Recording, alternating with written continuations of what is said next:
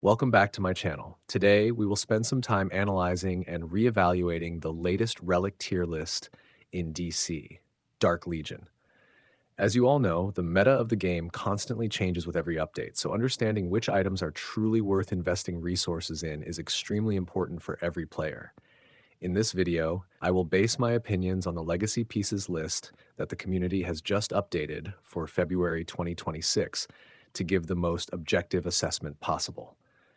However, instead of simply reading the existing rankings, I want to share my real climbing experience to give you a more multidimensional perspective. There are a few items that I believe deserve a higher position than the current general consensus, and I will clearly explain why I have that opinion so you can consider carefully before deciding to use your magic eye. First, let's take a look at the Mythic Versatile group and the S-Tier level, which are considered must-have items if you want to optimize your team's power. Among them, Starbolts still maintain their dominant position thanks to their extremely high compatibility with many different heroes, providing long-term value no matter how you change your strategy. In particular, I completely agree with placing Antler Crown of Swamp Thing in S tier this time because it is a very well-deserved promotion. With its ability to reduce damage and drain enemy energy, Swamp Thing has become an essential part of the current meta, and this relic is the key to maximizing his full potential. However, from my personal perspective, I have a small note compared to what Quantum recommended about stopping at 5 white stars. Although that level of investment already provides very good efficiency, I find that if you truly want Swamp Thing to become even more durable in a meta filled with extremely high damage dealers, investing more resources to upgrade further is still absolutely worth it and gives you complete confidence in every match. Next, we move to the most important part of today's video. The items that I believe should be evaluated more fairly in this tier list. First is Kuru Pendant for Martian Manhunter, an item that Quantum only ranked at a medium level because of its high investment cost, but I believe it deserves a higher position. Based on my experience, this relic is almost irreplaceable for Martian Manhunter because it not only improves his survivability on the battlefield, but also significantly increases his damage output. For a hero with a counter damage playstyle, owning this item is a prerequisite to fully unlocking his combat efficiency, making him much more durable and dangerous. In addition, we also need to mention Spacehog for Lobo, which is currently placed in Tier B, but in my opinion, should be considered slightly higher. While it is true that its revival effect can be problematic if you do not invest enough resources, making it difficult for Lobo to survive after the first revival turn, we cannot deny the core value it provides.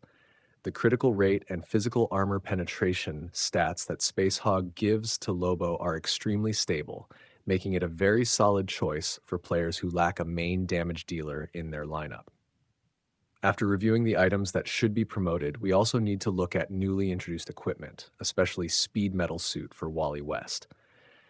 At this point, I completely agree with the tier list author's opinion that this relic is currently still quite weak and has not created the necessary breakthrough. The core issue may lie in the fact that Wally West himself needs a direct buff from the developers or a more optimized team composition to fully unlock the potential of this suit. In the current meta, placing this item at the bottom of the ranking is completely reasonable and accurately reflects its actual effectiveness on the battlefield. However, this is only the beginning, and we should wait to see whether future updates and new team combinations will improve the position of this relic. Besides analyzing specific items, I also want to give some advice to free-to-play or low-spending players. You should pay special attention to the non-exclusive Mythic Relic group because these are usually more accessible while still providing very stable performance.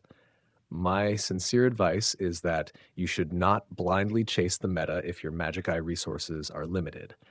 Instead of investing everything into highly specialized items that are only suitable for one specific hero, you should prioritize versatile relics first. Owning equipment that can be flexibly rotated between multiple heroes will help you maintain your team's strength in a sustainable way and avoid running out of resources when the meta suddenly changes.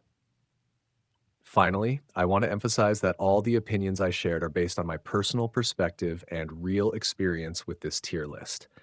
Every player has a different team building style and resource management approach, so evaluations may vary depending on individual strategy. I am very curious to know what you think. Do you believe any relic deserves a higher position or should be ranked lower than in this list? Or do you want me to create my own full tier list like this? Feel free to leave your thoughts in the comments below. If you find this content helpful, remember to subscribe to the channel and turn on notifications so you do not miss my upcoming in-depth review videos about DC. Dark Legion. Thank you for watching, and I will see you in the next video.